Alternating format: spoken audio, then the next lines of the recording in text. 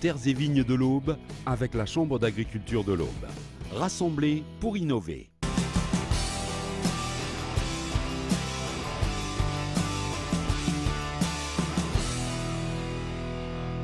Le saviez-vous, la Fédération de chasse est une association agréée au titre de la protection de la nature et donc de la biodiversité. Et ça concerne donc les espèces chassables et non chassables. Pour qu'on ait ces espèces en bonne abondance et en bonne interaction les unes avec les autres, il faut aussi travailler sur le milieu. Pour les milieux agricoles, le partenaire logique, c'est la Chambre d'agriculture. Ensemble, ces deux organismes rentrent en action pour favoriser la biodiversité, plantation de haies ou, plus inattendu, l'amélioration des bords de parcelles. Et donc on a la parcelle donc de blé et la bordure elle a une structure. On a un ourlet d'adventices, donc de mauvaises herbes, c'est du brome qui est le long.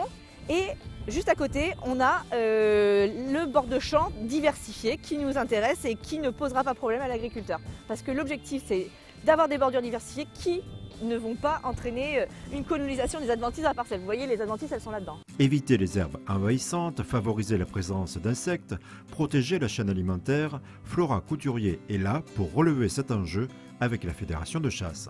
Ah, j'ai un cirfe! Les cirfes, ce sont des mouches, donc elle a besoin de fleurs, de pollen, de nectar là, pour se nourrir, donc c'est ce qu'elle va trouver dans la bordure. Sa larve, en fait, elle mange des pucerons. Les hyménoptères parasitoïdes, ce sont des petites guêpes, en fait, qui vont pondre leurs larves dans nos ravageurs. Dans le cadre du projet Agrifaune, donc avec la Fédé de chasse, on détermine si la bordure est dégradée ou non. Celle-ci, elle est correcte, on pourra l'améliorer par des pratiques de gestion. Dans le cas d'une bordure dégradée, c'est de ressemer. La perdrix grise, typiquement, notamment les jeunes, aux premières semaines de leur vie, s'ils n'ont pas d'insectes, ils ne survivent pas. Vous avez aussi un aspect tout simplement de refuge. Et on a aussi récemment développé un partenariat sur de l'animation de sites sensibles, les sites Natura 2000, avec la Chambre d'agriculture de l'Aube et le syndicat des eaux de l'Aube. Ces deux organismes développent leur savoir-faire et communication en matière de protection de la biodiversité. Ils seront d'ailleurs présents aux foires de Champagne pour rencontrer les scolaires et le grand public. Pourquoi pas aussi convaincre les jardiniers de ne plus détester les trèfles. Uniquement des graminées pour faire bien un beau gazon, sauf qu'en termes de biodiversité, c'est une aberration. L'objectif, c'est vraiment de montrer ce que les agriculteurs font dans cette thématique. Donc ils seront présents pour témoigner. Il y aura pas mal de choses sur l'observation des bords de champ, l'agriculture de conservation des sols aussi, qui est une agriculture qui favorise les auxiliaires et la vie du sol. L'objectif, c'est de produire donc des cultures saines, tout en favorisant cette vie du sol, cette biodiversité qui nous est utile justement à cette production.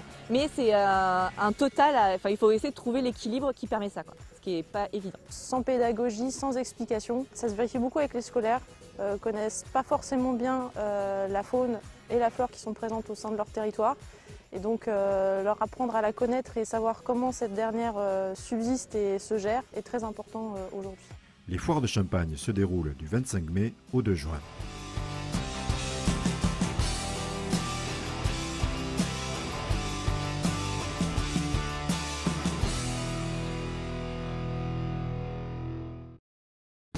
Terres et vignes de l'Aube avec la Chambre d'agriculture de l'Aube. Rassemblés pour innover.